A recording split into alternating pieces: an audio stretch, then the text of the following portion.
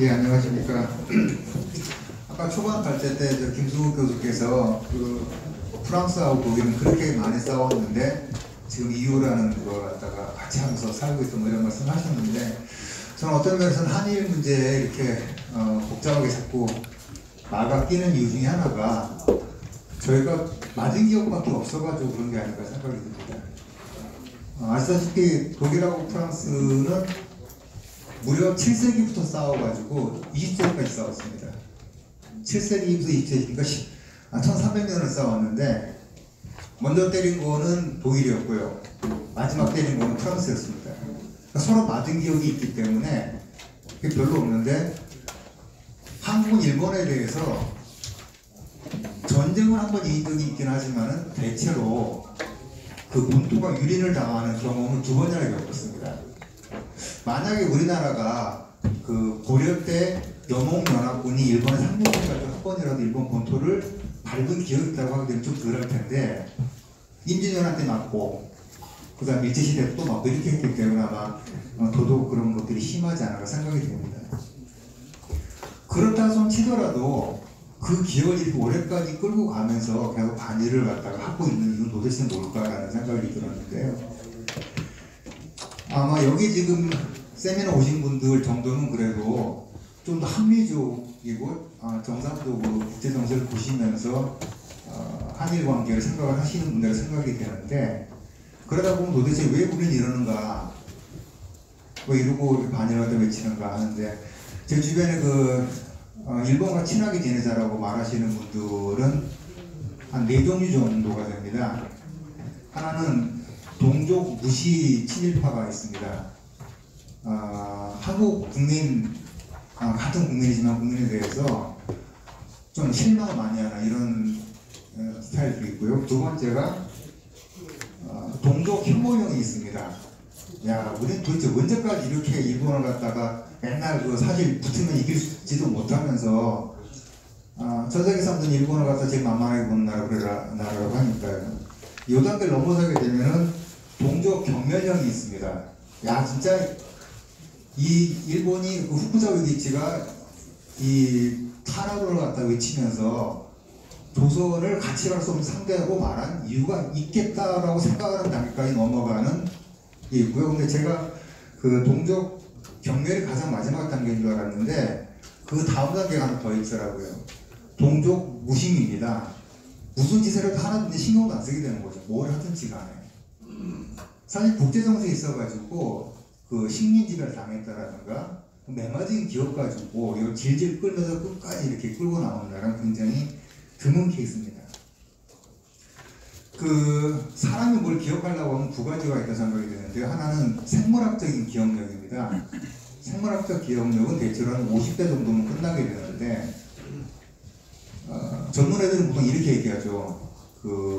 용서는 한다, 그러나 잊지 않겠다, 이렇게 얘기를 하는데, 40대 50대가 되면 이렇게 말합니다.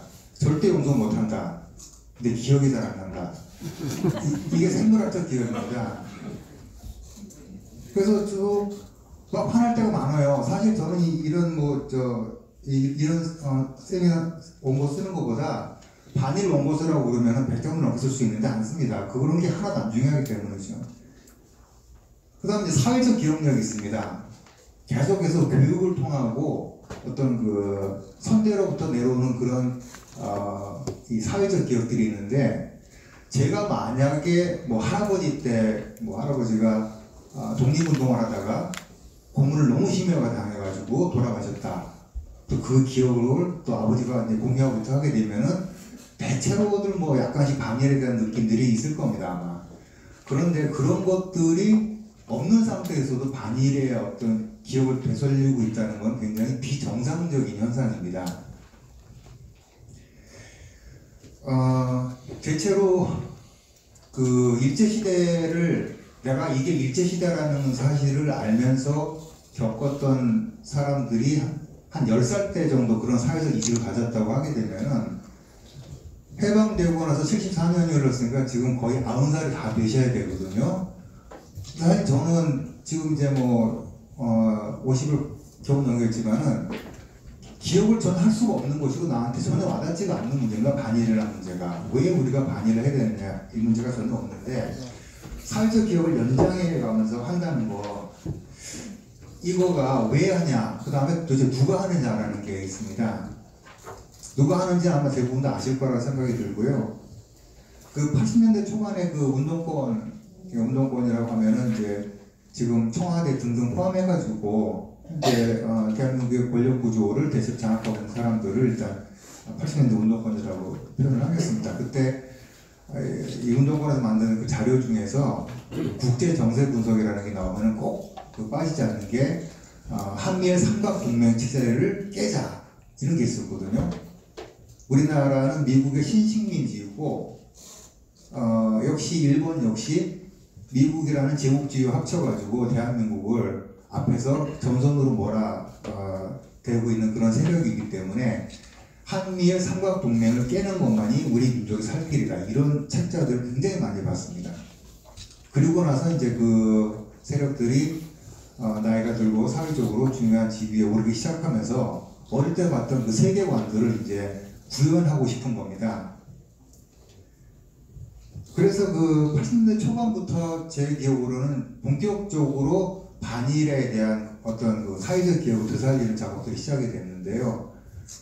문학 잡지, 그 실천문학이라는 문학 잡지를 통해서 아마 제일 먼저 그런 게 나왔던 것 같습니다. 그러면서 저도 그때 그 책을 통해 가지고 그 박정희 대통령의 친일 그 자식개명한 이름이 닭깎이 마서라는 책 때 처음 알았고요. 그 전까지는 그것 자체를 갖다가 환기시키는 그런 세력이 없었는데 80년대 딱 중반부터 반일이 본격적으로 시작이 됩니다. 이 얘기는 이제 그 지도부에서 그런 식으로 노선을 정하게 되면은 이게 어디로 가냐면 역사하고 교육으로 갑니다. 그래서 교육은 전교조로 갔고요. 역사는 역시 뭐 전교조가 관여가 돼 있긴 하지만은 뭐 역사 연구 모임, 전국 역사 교사 연구 모임 이런 것들을 통해 가지고 반일적인 시각을 계속해서 주입을 하게 되는 겁니다. 그러면 이제 우리나라 현실은 실제는 어떠냐면은 작년 한 해 일본을 여행한 여행 계획이 750만이고 이렇게 많이 왔습니다. 20대 지금 청년들 이 세대는 반일 감정을 가질래야 갈 수가 없는 세대입니다. 심지어는 지금 어떤 대학생들은 6.25하고 임진왜란하고 어떤 게 먼저 말하면 헷갈리는 친구도 있다고 하거든요. 이거는 뭐냐면 사회적 기억이 이미 역사로 넘어갔다는 얘기입니다. 그래서 저는 학생들이 무식하다 생각하고 싶지 않고요. 나랑 솔직히 관계없는 얘기죠, 사실은 얘네들한테는. 심지어 이런 것도 물어봅니다. 예전에 광주에서 사람들이 죽었다면서요. 이런 얘기 하는데 어제가 그제 또 했죠. 4.3 해가지고 지금 이 큰 프랜카드 걸어놓은 거 봤습니다. 그 정부 청사에다가 계속 살리는 겁니다. 그런 식으로. 근데 애들이 그걸 보고 나서 그렇구나. 우리가 옛날에 일본의 식민지였고 강제로 끌려갔고 정신대 위안부 구별 안 하고 막 쓰는 바람에 우리 누나 동생들이 자기들한테 할머니가 되겠죠. 그러니까 강제로 끌려가가지고 강제로 뭐 이런 식으로 이제 머릿속에 입력이 되기 시작하는 과정이 발생을 하는 겁니다. 대부분 다 사기라는 거는 다 알고 있는 사실들인데도 계속해서 그것을 주장을 하는 거고요. 이게 또 희한하게 먹히는 부분이 영화 파트입니다. 영화 쪽에서는 이제 반일이 일종의 그 흥행 코드 중에 하나로 자리를 잡았거든요. 2010년 중반기부터 보게 되면은 암살, 밀정, 덕혜옹주, 대장 김창수, 군함도, 말모이, 최근에 이제 유관순을 다룬 한것까지 이렇게 있는데 2015년도 암살은 1270만 명이 관람을 했습니다. 밀정도 750만 명이고요. 그럼 이제 이 부분은 상례적으로 제가 생각을 해야 되는데 단순히 일제시대를 배경으로 한다고 해서 반일 영화냐? 그렇지는 않습니다. 사실 그 밀정하고 암살은 김원동이라고 하는 그 공산주의자를 띄우기 위한 작업을 하긴 했지만은 영화의 전체 구도 자체는 헐리우드 오락물에 가깝습니다. 오락물에서는 반드시 선한 쪽과 악한 쪽이 명확하게 구분이 되고 선한 쪽이 악한 쪽을 어떻게 무너뜨리거나 뭐 이런 식의 구도가 되는데 그거 말고 보면 굉장히 간악한 의도로 만들어진 작품이 있습니다. 그 말모이라고 하는 영화가 있었는데 보신 분들이 아마 많지는 않을 것 같습니다. 말모이가 이제 그 주시경 선생 뭐 그 관련해가지고 한국어 사전을 만드는 사람들이 이야기인데, 이거는 제가 이제 글을 쓰고 영화 작업을 예전에 해봤었기 때문에 보면은 이제 이런 거 뭐 선수끼리는 알아본다는 식으로, 이거는 단순하게 반일적인 요소가 우연히 첨가된 것이 아니고 노골적으로 반일을 주장하기 위해서 만들어진 작품입니다. 이 말모이라는 영화는 일본 영화가 있습니다. 행복한 사전이라고 일본 사전 만드는 사람들 얘기, 여기 플러스 강철은 어떻게 단련되는가라고 하는 오스트롭스키라는 러시아 작가가 쓴 그 혁명소설이 있습니다. 말모이의 주인공은 누구냐면은 유해진입니다. 그냥 그 역전 앞에서 뭐 소매치기나 하고 극장 기도 보면서 돈이나 이렇게 횡탕치는 이런 사람이 변화하는 과정을 그린 겁니다. 사전을 만드는 과정을 통해 가지고. 그래서 그 무식하고 이기적인 조선인 유해진이 영화가 끝날 무렵에는 훌륭한 민족적 의식을 가진 사람으로 바뀐 다음에 일제에 의해서 사살당합니다. 이렇게 해서 이제 분노를 만들어내는 이런 작업들을 하고 있다는 거죠. 과연 그 박열이라고 하는 무정부주의자가 나온 영화는 실은 보면은 제가 감탄을 하는 게, 거기에는 어떤 게 나오냐면은 박열이 천황을 암살하겠다고 뭐 폭탄 만들다가 공보되고 나서 재판을 받는데, 거기 일본의 근대적인 법 체계가 나옵니다. 사법 체계. 그러니까 단순하게 뭐 저 사람이 조선인이고 천황을 암살하려고 기도했다는 그 이유만으로 처벌을 못하게 되는 일본의 사법 시스템이 등장하고 변호사가 등장하는 바람 제가, 야, 그때도 일본에서는 저런 게 먹혔구나, 저런 것이 가져도 있었구나, 이렇게 되는, 오히려 그런 작품은 친일 영화에 가깝다고 봐야 되는 거죠. 근데 반일 영화들은 반드시 그 표현이 있습니다. 어떻게 영화를 갖다 보시면 되냐면, 영화를 보고 나왔을 때 기분이 통쾌하다, 이렇게 되면 이건 반일 영화가 아닙니다. 근데 영화를 보고 나오는데 분노가 치민다, 이건 반일을 일부러 만들고 있는 영화들이거든요. 이렇게 하다 보니까 한 20대 여성 파워 블로거가 쓴 건데, 이런 걸 써놨더라고요. 영화 말모이를 보고 왔다. 영화 시작하고부터 계속 눈물이 흘러서 티슈 꺼내서 울면서 영화 봤다. 집에 오는데도 진심 몸이 부들부들 떨리면서 일본 놈들 두고 보자며, 뭐 이런 리뷰를 쓰게 되는 거죠. 이런 인력들이 대충 한 100만 명 됩니다. 100만 명 정도 되고요. 실제 이 영화는 286만 명이 관람을 했는데, 이 영화를 며칠 통해 가지고 과거를 분노라는 형식으로 이해를 했다라고 볼 것 같습니다. 이 반일을 갖다 또 외치는 쪽에 시민단체가 있습니다. 그 예전에 박완서 소설 중에서 그 많던 시간을 누가 다 먹어둘까 이런 게 있었는데, 저는 그 소설 제목 이렇게 좀 바꿔보고 싶습니다. 그 많던 좌익들은 다 어디로 갔을까? 80대 운동은 어마어마하게 숫자가 많거든요. 어마어마하게 많은 숫자인데 이걸 다 어떻게 사회에 수용을 했을까? 여기저기 많이 갔습니다. 시민단체로 가고, 그 다음에 이제 뭐 생협 같은 단체들, 그러니까 광우병 시위 때 주력 부대였던 유모차보다가 이제 운동권을 거쳐가지고 생협 같은 걸 하면서 이제 조직을 만들어가 이쪽에서 나왔는데, 그 반일 단체들이 시민단체를 갖다 구성을 하면서 반일을 하는 사람들이 아예 친일본적인 일본과의 어떤 식의 호혜 관계도 인정하지 않으려고 하는 이런 치졸한 모습을 보이는 게 하나 있었는데, 제가 예전에 읽은 책 중에서 구로다 후쿠미라는 일본 배우가 쓴 책이 있습니다. 그래도 나는 포기하지 않는다라는 책인데, 이 여배우가 한 번은 일본 남쪽 섬을 여행하다가 꿈을 꿉니다. 원래 이 연예인들은 대체로 연매기가 있거나 무당기가 있고 뭐 이렇기 때문에 대충 동의를 하는데, 충분히 그럴 수 있다 생각하는데, 그 꿈속에서 청년이 천황을 위해서 전사한 건 억울하지 않은데 나의 원래 이름으로 죽지 못한 게 억울하다, 이렇게 말하고 꿈에서 이제 사라졌대요. 그래서 이 구로다 후쿠미가 그렇다면 이 사람은 도대체 어떤 사람이었을까, 이렇게 추적을 하다 보니까 당시 가고시마 현 육군 특공기지에 조선인 병사가 있었던 사실을 알게 되고, 조선인 병사 중 한 명이 탁경현이라는 이름이 있었는데, 이 사람이 자기 꿈속에 나타난 청년이라고 확신을 하게 됩니다. 그래서 자기 이제 바쁜 와중에도 한국 왔다 갔다 하면서 자료를 찾고 수소문 해가지고 이 사람 탁경에 맞다 해서 이제 탁경의 고향인 경남 사천에 위령기를 건립하고 개막식 행사까지 성대에 치를 것을 약속을 다 받았는데 개막식 행사가 시작될 무렵에 사천 진보연대하고 광복회 경남지부 이 시민단체가 나타나가지고 반대를 하기 시작을 합니다. 근데 반대하는 논리가 너무 황당한 게 아마 탁경희 씨가 이것을 살아서 봤으면 기가 찼을 텐데 친일 부역자 전범에 대한 위령비를 왜 세우느냐라는 겁니다.